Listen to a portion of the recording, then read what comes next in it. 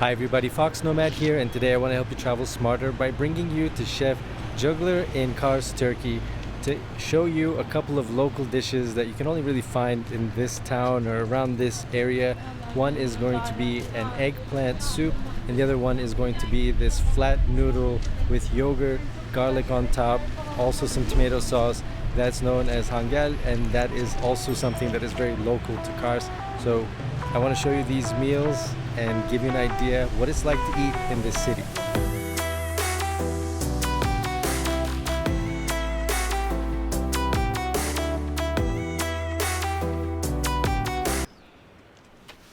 Alright, so I'm walking up to Kars Castle, which is right back there. It's just a few more minutes walk straight uphill. I've seen a lot of castles in my time. I don't expect there to be too much actually inside the castle. The reason you walk up here is for the views of the city, and you can see from up here Kars is not a very big city, and you can see kind of the big monuments. You can see the 12 Apostles Church there, which has been converted into a mosque. You can see the water that goes right through the city, and then you can actually see the city limits just around, because it's, like I said, it's not too big, and the air up here is thinner, so it's about 2,000 meters up. Basically the city is from sea level, which means there's about 4.4% less oxygen here. Fun fact in case you didn't know. So I was wondering why catching my breath was a little bit more difficult today than it was 2 days ago in Istanbul, and now I know why. Alright, I've caught my breath. I'm gonna walk up just a little bit more and see what kind of views I can get from the very top of the castle, and then make my way down and get some lunch.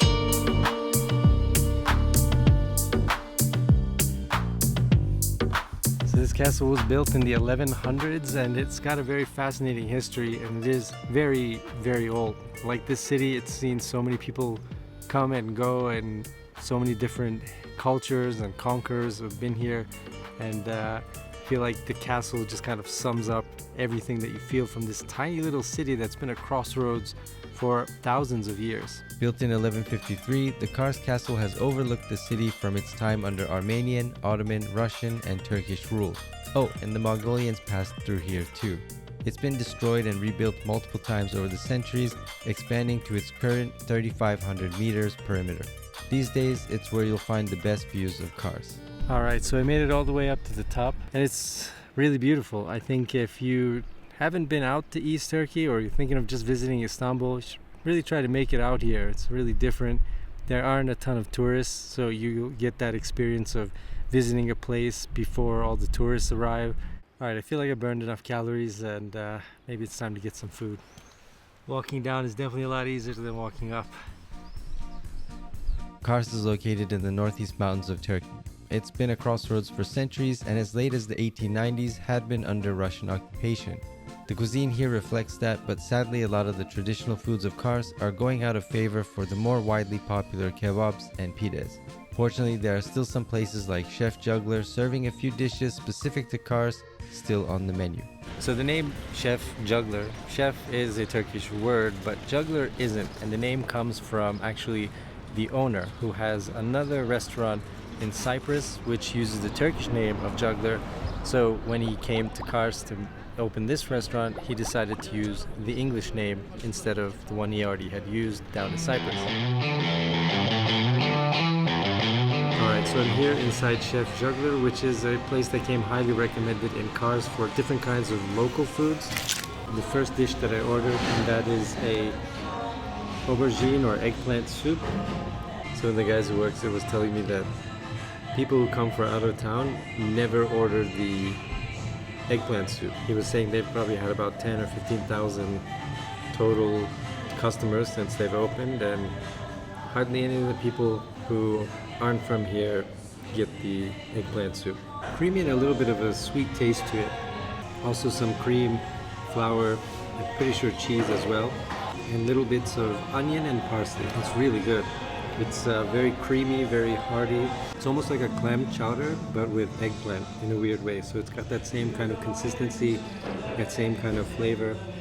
And then the eggplant brings out just a different taste altogether. Now, an eggplant soup is not something that's super common. It's not something that you're gonna find in all parts of Turkey. But I have to say, the thing about Kars is that people here really friendly, like a lot friendlier than salt.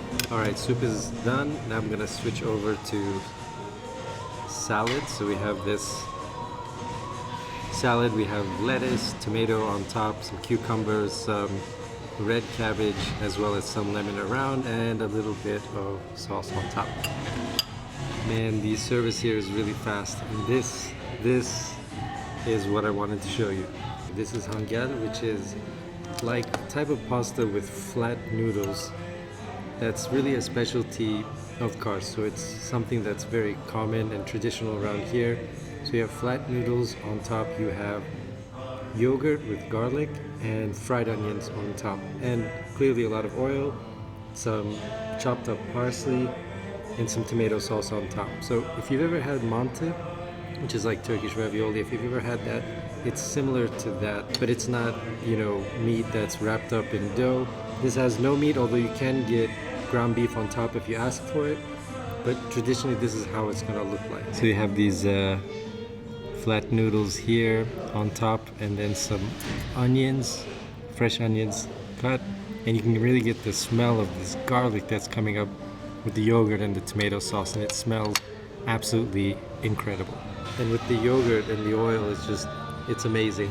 You'll find yogurt that has garlic in it. It's very common across Turkey. You can get this without garlic, but I think that's a crime against humanity. I don't know if it's the yogurt and the garlic, the onions, or just all of it combined. Just this place, I love it. It's really, really good. Cheers. Look at this. So we've got basically what is a brownie, a hot brownie. You can feel the heat coming off of it, and some vanilla ice cream, some chocolate powder in between. Oh, I am excited. Oh, can you see the steam coming off of it? It's super chocolatey. They did not want to let me leave without me having dessert, so here we are. Alright, time to finish up some tea and do a little bit more sightseeing. So that entire meal cost 101 Turkish lira, which is about $5.80 right now. I was talking with some of the folks that work at Chef Juggler, and some of their menu items have changed. So some of the more different or unique dishes have gone off the menu because after the pandemic, they realized there was a downturn in business, especially from foreigners, especially Turkish foreigners, you know, who are not from Kars coming here, who want more different things on the menu. They want the things that are local to here, whereas the locals in Kars want things more like kebabs and pide, which is understandable. It's a little bit of a shame because now that tourism is starting up again, they don't have as many of the local dishes, but you can still find some really great meals like the eggplant soup that I had and the hangel also.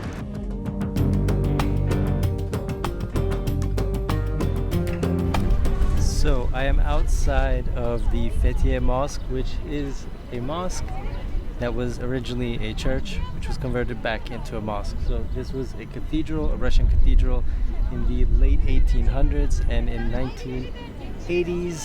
1980s or so, it was converted into a mosque, and it is one of the most popular sites to visit. There are some local tour groups here outside, as you can see them taking a picture outside, and it's a really interesting design for a mosque, and it's just a nice park and square area to walk around. There's a lot of just kids playing outside, people hanging out, a lot of cute stray dogs. There are a lot of stray dogs in Kars, just hanging out and just, you know, relaxing and getting some scraps from people at restaurants and things like that. But it is just another nice place to visit here.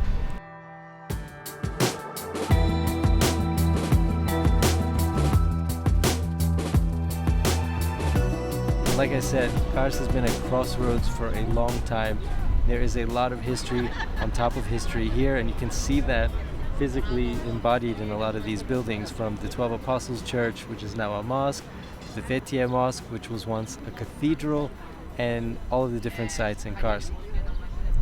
It's a really easy city to walk around. It's very beautiful. The weather is very nice today, which is great, and people are very friendly, very talkative, especially they can see that you've got a camera and they're wondering, what are you doing here? You know, are you having a good time? You should do this, you should do that. And people are very proud of the city, which is really nice to see. So thanks for joining me on this food and small tour of Kars, Turkey. If you have any questions about visiting here or any of the foods I've eaten, please let me know down in the comments below. And while you're down there, hit the like and subscribe buttons. I'll have new videos for you every week, and I will see you in the next video.